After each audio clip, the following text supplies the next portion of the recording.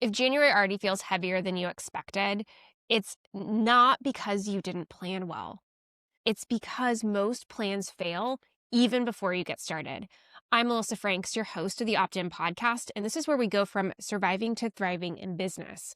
This week, we are talking about the reality of what happens when January hits and December's well-laid plans don't come to fruition. You're in good company. The reason we're talking about this today is because there is a trend, and because there's a because there's a trend that we have seen over and over and over again in small businesses year after year. And that's you put intentionality into the plan. You take the quiet moments in December to really set the groundwork for what the next year is going to look like. And then it all falls apart before you have even really gotten started. If you are experiencing that moment of angst or panic or anxiety or frustration with your team, you're in the right place. We're going to talk today about what to do, how to diagnose what's happening, and how to move forward in the first quarter so that you can start your year on the right foot. Now, if you're not sure if you're experiencing this or not, let's think about what you are maybe experiencing. Are you making rapid fire decisions right now? People are running to you right and left and asking, should we do this? Should we do that? Should we do this? Should we do that? Is your team still asking very detailed questions? Are you giving them assignments or setting goals for them and they're coming back and giving you 20 or 30 questions before they even get started? Are you reacting instead of leading? Are you firefighting? Are you just saying, hey, do this, do that, let's move this, let's pivot that, let's go, without really stepping back and pausing and determining what their next right move is? Do you have a plan? Does it actually exist? And the business is running away without it. Today, I want to show you why this happens every January. It's likely that this has happened to you before. And I'm going to show you what needs to change if you really want Q1 to work and deliver the results that you're expecting. So the first thing that we're going to do is we're going to really talk about what January reveals. And the reality is, let's just brass tacks it, because this is happening right now as I'm recording this in December before Hanukkah, before Christmas Day. What I'm already seeing happen with the clients that we serve and peers in the small business space is they're taking a step back. There's a plan to take days off or maybe even a few weeks off. They've decided that they have achieved a goal or they're just going to miss it, and it's okay too. In fact, I just saw a few social media reels over the past few days where it was basically like, don't get hung up on the number, just encourage yourself with all of the work that you've done. And what that does is it creates a slowdown of momentum. You're really kind of winding everything in. And hey, I'm the first one to say that rest and recharging is incredibly important, because at a certain point, if you break, everything breaks. I also want to say that what happens is when you stop moving for a day, a week, maybe 2 weeks, it is incredibly hard to get yourself moving again. That's why there's the old adage that what is in motion stays in motion, that momentum requires consistent momentum in motion. It's because it's so much easier to keep going if you're already going. And if you take a break in the business, or if you shut down your business for a few weeks, or just talk to a business owner that's actually doing that at the end of the year, or your employees are taking time off, it's going to take a little bit of time to turn over that business engine and start going again. So if you're frustrated that you're not getting results fast enough, if your team isn't running on all cylinders fast enough, it's just a reality of the period that we came out of, where you went from slow and now you're asking for fast. And I know logically you're like, but everybody's so rested, they should be hitting the ground running. It's just not how we work as humans. So really kind of think about almost like a car, where we all know that it's bad to go outside, start the car, and drive away. We need to give it a little bit of time to warm up. That's really what needs to be happening with your team too, if you've taken a pause. So we get to January and you're rested, the team's rested, everybody is super excited. There is so much enthusiasm.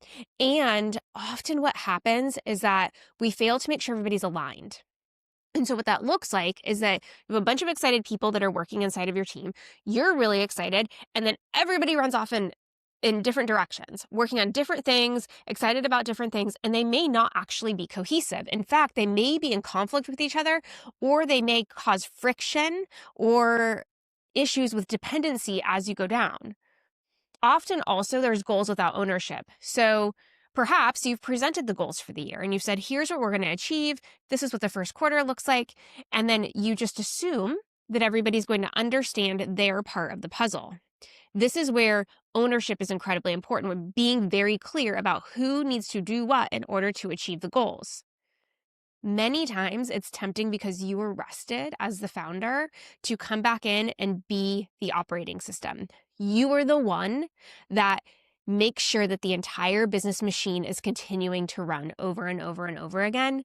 And what can sometimes happen as you dip in and dip out, because you have a lot of responsibilities, is that there's no rhythm to the execution. So what happens is, as you have focused time to work on something, you light a fire under everybody to get something done, and then you have to go do something else, and that fire dies down, and then you create another one somewhere else. And what you end up happening is these little smoldering fires all over the place, and you're not actually heating the room. You're just creating a big old mess inside of your business. January exposes if your plan was strategic or really just aspirational. If you're experiencing these things, it's going to tell you exactly where there are gaps and where there's areas that you need to focus to ensure that you can achieve your goals that you've set out for the year. This is what I am describing here is what we see inside of businesses every single day. Once revenue is already there, often structure hasn't caught up, and January is a really good indicator if that is happening inside of your business. If you're experiencing any of these things that I just talked about, it's likely that you're profitable, you're making money, you're seeing sales, and also your business isn't functioning optimally. That's why there's a lack of confusion. That's why you're still in the weeds. So let's walk through the top 3 reasons that plans break in January. And often we will have a conversation with the businesses that we support in February, and they're like, I had all these goals and like nothing happened. And it's because January's slow. It's because people are paying their credit card bills. It's because everybody's focused on their health and wellness. It's like there are about 1,000 reasons that I have heard across all industries and sectors about why January is slow. I've worked in retail. I have worked in software as a service. I have worked in high tech. And what I know to be true is that January can be amazingly successful if you take the right actions beforehand to make it work. And then you focus, focus, focus. So we're going to talk about why plans break in January so that you can, right now, because you still have half a month left, make some different decisions and actions. The first reason that plans break in January is because the plan wasn't operationalized. Now, that's a big word. Operators and COOs love to use that word. Like, what does that mean? What it means is you communicated a big goal. You communicated a very high-level plan. In the first quarter, we're going to generate $2 million. In the second quarter, we're going to generate $4 million. And by the end of the year, we're going to be a $15 million company or whatever it might be. You've said, hey, by the end of the first quarter, we're going to implement a CRM. Hey, by the end of the second quarter, we're going to do a rebrand. Who knows what your goals are? But you have come out and you have said, here are my aspirations for the year as the founder and the owner. And then it's not operationalized, which means it's not broken out into bite-sized pieces that people on the team can be assigned and execute and see through to completion. So what that means, if your plan hasn't been operationalized, is you're going to see a team that doesn't understand and doesn't know what they're supposed to be doing. There's no weekly priorities tied to the plan because the plan kind of doesn't exist. Decisions aren't filtered through goals, and the team just is a little bit uncertain about what they're supposed to be doing differently in January versus December or November. There's just an overall confusion about what should we be doing? How should we be moving? What do we need to focus on? How does this really need to work? If your plan doesn't change what happens this week, it's not operational yet. If your plan is not specific enough for the team to know what actions to take to move the needle to generate results that they can build off of week after week after week to get you to your goal, Your plan is not operational, it's aspirational. This is where often founders that have a good amount of insight and kind of step back from their business realize that they built a plan, incredibly high level. It just never translated to action. So the team in concept understood exactly what was expected. They just didn't have clear direction on which pieces each of them owned, timing for those things, and how they needed to get done. It was never translated into something that people could take action around. Often we make an assumption that our team just can figure it out, that they just know what to do. And the reality is, unless you are an 8-figure or a 9-figure business that has a fully operational executive leadership team, that then has hierarchy below it of directors and managers, you are the one that's responsible for the translation. You have a bunch of doers that are working for you, unless you're at that like real big company where you have all of those layers. And so if you are setting high-level plans and goals and not translating them, you have a gap. You have a gap because there's nobody in your organization who knows how to do that. There's nobody in your organization whose job it is to do that. And so if you are lacking execution and delivery, it's because you failed to translate it into things that people could execute. It's incredibly important to understand that piece. So the next reason that plans fail in January is frankly because you were in the way. It's because the founder or the owner is the bottleneck. This means that you are still taking every decision. Everything has to be cleared through you. You are still answering detailed, microscopic questions so that people can execute their work. Making progress in the business depends on your availability, and you are not available. If any of these things are happening, it is a symptom that you are in the way. You are the bottleneck in the business. What you also tend to see is that you might have delegated in theory. However, they need to check in with you every 2 seconds. So you didn't actually delegate anything. You gave tasks without authority. That's significantly worse than not giving the tasks at all. And it's hard, it is tricky. I get it. It is a delicate dance to start to empower and trust your team that they can make the right decision. This is where, and we talk about this a lot in this podcast, this is where kind of that so what philosophy comes through. So what's the worst that can happen? If I allow Susie to make that decision without my input, what's the worst that happens?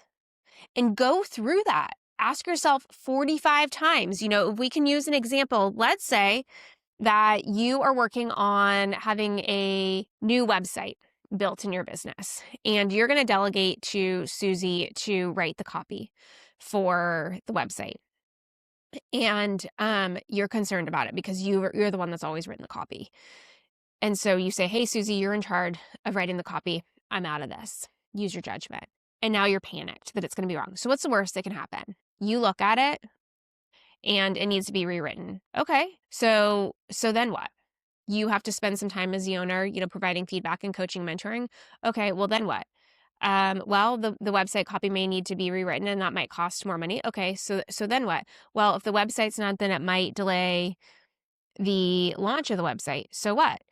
And all of a sudden you'll realize, well, it doesn't really matter. Aside from you paying a little bit more in labor and teaching Susie exactly what she needs to do and providing coaching and mentorship, it didn't actually impact your business. You didn't lose any revenue. You still have your old website. People are still buying, right? So sometimes you need to take a look at what you're delegating and be real clear with yourself that the worst case scenario, if it doesn't exactly go the way that you want it to, because spoiler alert, if you delegate anything, it's never going to be done the way that you would do it, is can you live with the outcome of the worst case scenario? In this example I gave, I'm pretty certain that you'd say that you could live with it. Maybe you need to spend a few more dollars to be able to get the website right, or maybe you need to spend a little bit more in labor to get Susie trained so she knows what to do. But you know what the cool thing is that once Susie gets that feedback around copy, she can do it forever. So it's just an investment in your business so you'll be able to delegate copy for the long term. So you really have to take a look when you are taking actions in the business. Are you following through? Are you living in the spirit of them? And if everything is coming back to your desk, if you are up at 2 o'clock in the morning answering Slack messages because nobody can move without you and you know that you need to set them up for success for the next day, you're the bottleneck. And your plan is never going to be able to be achieved as long as you are the bottleneck. The third symptom is that there's no execution feedback loop. So we were just talking about delegation, and in that delegation, we kind of talked about a feedback loop with the fictitious example that I gave. When you have a plan, and y'all know that I recommend you create you create a high level, here's the big goals for the year, but then your executable plan, your operationalized plan is 12 weeks or less. And that's really because that's about as much as you can intentionally take a look at in your business and confidently say, we can get this done within the 12 weeks. So if you have built a 12-week plan, your plan may fail if there is not a structured review process and cadence in place. So just because you establish a plan, just because you delegate work, just because you create tasks and ownership and timelines, doesn't mean that all of it's going to get done the way that you want it to. You have to follow up. You have to be in review. And you know what else is going to happen is that things that you expected to occur within a certain timeline or at a certain cost are going to take longer or they're going to cost more. There's going to be trade-off decisions that you have to make. Things are not going to work out perfectly the way that you outline them. And just recently, I was working with a client who has a really aggressive timeline for a project that they're working on, and it was unrealistic. It was literally breaking the team. And we had to have a sit down, let's pull it all apart, let's put it back together, what makes the most sense. And what ended up happening is additional money needed to be spent for outside support. The timeline had to be extended, the scope had to be adjusted, team members' roles and responsibilities had to change, the plan had to be rewritten. I mean, it was like a whole overhaul. And the plan was great initially, but as we got through it and we started executing against, we realized that there were things that we didn't know. The same is going to be true for your plan. So if there isn't a review cadence, your plan is going to fail before it even gets started. Because ultimately, things will change and you're going to need to be able to address them. If there's no feedback loop, what is also going to be true is that problems will linger too long.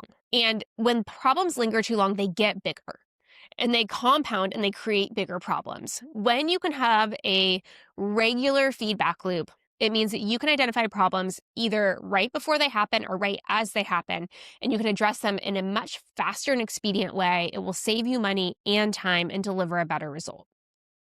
And then sometimes what we see is there is this decision to just execute against the plan, and then at the end of the quarter, we'll take a look and we'll fix it in the next quarter. Y'all, if you are doing that, you are just giving yourself too much time to get off track. And you may not be able to recover in the second quarter.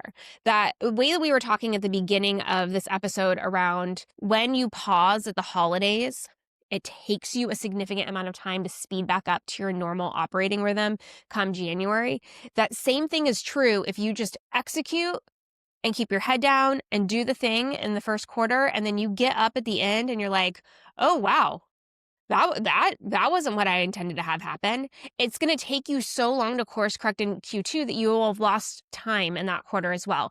You want to make sure that you have checkpoints along the way so that you can make sure that you're on track, that you're headed to the destination that you expect. And so when you get to the second quarter, you can keep going. So it's really important that as you work through the plan, that there is a way for there to be feedback about what's happening so that decisions can be made, course corrections can occur, and you can keep the ball moving. Execution without feedback doesn't fail loudly. It fails slowly. So what will happen is you will have the perception that things are going along just fine until they fail to deliver, until they implode, until something happens. You have to remember that your team does not want to bring problems to you. They don't. And so they're going to try to cover their tracks and do whatever they need to do so that all they can bring forward is the good news. You have to give them the floor and the opportunity to bring the bad news forward so that you can be informed and do something about it. Okay, so it's middle of January. We've gone through this conversation and you're like, well, hi, it's me. I built a high-level plan, but I didn't operationalize it. Things are already kind of falling apart or we're way behind. I'm not really sure what to do. The good news is that you can get back on track. So all bets are not lost. It's January is a really funny time because people will set New Year's resolutions or goals or whatever, and there's like all of these studies that say by the end of January, people have abandoned ship and like gone back to their normal habits. And the same is true for business goals. So whether you have decided personally that you're going to get more fit or run a marathon this year or whatever, or you've decided that you are going to grow your business this year, let's say, or achieve a really aggressive revenue goal, often right about now, there starts to be hesitancy. It starts to feel hard and people quit. And so instead of quitting, I'm going to walk you through the ways that you can fix this situation that you are in right now. The good news is that it's fixable, which is really, really cool. Fix number 1 is you need to install a weekly operating rhythm. It's just one weekly meeting. Now, you may have team meetings. I know most small businesses that have teams do, and it's a good opportunity to get around and kind of like talk through things. I'm actually suggesting that you either add a meeting or you structure your existing meeting in a different way. One of the things that I introduced, in fact, I just did it last week with a client, that I introduced into all of my team meetings was for us to start at the very, very top with wins. Like, what's good? Tell me something good. Tell me something that is happening. And so what you want to do in these weekly meetings is you want to focus on 3 key things: what moved the business, what blocked progress, what decisions are needed. And you want everybody to come into the room prepared. So you want everybody on the team to be able to come in and be able to say to you what actions they took that moved the business forward. That's the equivalent of what's good. What's your win? What happened in the last week that moved the business forward, moved us closer to our goals, helped us achieve something? And then you also want somebody to be able to say, like, what blocked progress? What's that bulleted list? What's getting in your way? What's holding you back, right? This is where they start to escalate risk. That's all this is. And then you also want them to come forward with decisions that are needed. Now, this one is specific, and I need to pause here and say this. When they bring forward decisions needed, they also need to bring forward a recommendation. I recommend that we extend the project timeline by 2 weeks because of X, Y, Z. Option A is this, option B is this. They should not be coming into you and saying, we have a problem, what should we do? They should be coming in and saying, I need a decision about brand colors. Do we want to go with palette A or palette B? These are very easy, almost multiple choice-like questions for the group or you, depending on how decisions are taken in the business. Everybody does this. This gives you a good pulse of what's happening. This allows you to see risk before it becomes monumental, and it allows rapid decision-making that doesn't have to happen in the margins. Consistency beats intensity every time. This is the classic case of the tortoise and the hare. When you are consistent over time, you will achieve your goals, you will achieve your plan. Having intentionality around how you are having conversations about what's happening in your business will grow your business. If you are avoidant in this perspective, if you are lackadaisical in structure, your business will stall, it will plateau, because that behavior that you are demonstrating is the behavior that your employees and contractors are embodying when they are running your business. The next fix is you need to choose 3 metrics that actually matter in the first quarter. Now, I'm not going to tell you what those are because I don't know what your goals are. So what you're not going to get right now is me to be like, these are the 3 things you have to focus on in Q1. Anybody that's out there telling you the 3 metrics that you need to track in Q1 that is not inside of your business is leading you astray. It's clickbait. I'm not going to tell you what you need to track. So what you need to take a look at is the goals. What do you expect to achieve by the end of first quarter? For one client, it's that they want to increase their sales conversion percent from one spot to another. They want it to go up at least 10 or 20 basis points, if I remember correctly. Okay, cool. That might not be yours. Sales conversion might not be a thing for you, but what you might want to increase is AOV, average order value. So look at your goals for Q1 and determine the 3 metrics that you want to track and look at. You need to ensure that they're not vanity metrics, they're actual real metrics. How do you know they're not a vanity metric? Because you know how to calculate it. It's based on real data. You know where that data is coming from. You know what the target is. So you know that like the minimum achievement that you'll be happy with is XYZ result. And you're also then able to make decisions after the things have been calculated. So if we use the conversion rate example for a minute for sales, let's say that my goal is to have a 70% conversion rate and we're currently at 50% conversion. So I start to do all of the math and the calculations, and I see that, week over week, we're trending at 35. Okay.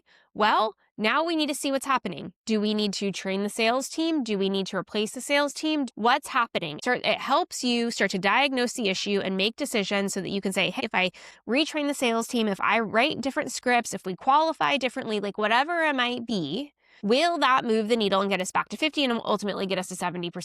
These need to be real metrics that will give you information so that you can go back into your business and make changes so you can achieve the goal. These metrics signal that what you are doing, the execution is working or not working, so that you can direct, coach, provide feedback, and in some cases, course correct before it's too late. 3 metrics is the most that I want you to be tracking in a quarter. And the reason for that is because if everything matters, nothing does. If everything matters, nothing does. So you need to understand, laser focused, what are our goals and what are the metrics that matter most that are going to tell us that we're achieving those goals, and stick. The third fix is to remove yourself from one critical loop. Pick one for the quarter, one decision that you are going to stop making. Just one function that you're going to stop owning. Where are you going to retire yourself so that you can refocus your energy somewhere else? I know it is tempting because you are rested and you are excited and it's a fresh year and like all the things to do everything. I know that you are in a place right now where you want to run through the wall. You are so excited. Here's the reality. Your job is not to do more. It is to design better. Your job is to know where you are best deployed and to delegate the rest to everybody else. I have talked to all of you, if you've been here for the better part of the last year, around the reality that I had in the summer, that if I was filling my plate with fulfilling customers, that I couldn't in fact sell. And while everybody's plates were full, theoretically that was fine if I didn't want the business to keep growing. However, as soon as somebody's plate wasn't full, we had an issue because I wasn't selling.